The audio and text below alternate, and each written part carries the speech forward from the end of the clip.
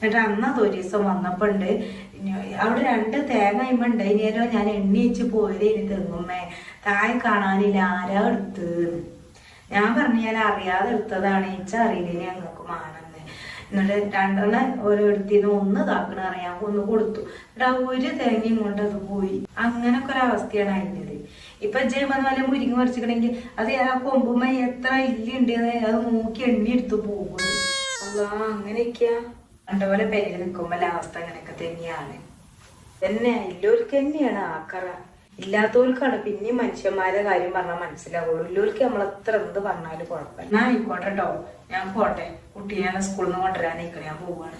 എന്നാ ആയിക്കോട്ടെ, പോയിക്കോളെ. എന്നാല് ഉള്ളവൻക്ക് ഇല്ലാത്തവന്റെ വേദന ഒരിക്കലും മനസ്സിലാവില്ല. അവന്റെ അനുഭവത്തിൽ വരുമ്പോൾ മാത്രമേ അത് അറിയാൻ പറ്റുകയുള്ളൂ. വാടക വീട്ടിലിരുന്ന് ഈ വീഡിയോ കാണുന്നവർ ആരൊക്കെയും നിങ്ങളുടെ അനുഭവങ്ങൾ കമന്റിലൂടെ അറിയിക്കണേ.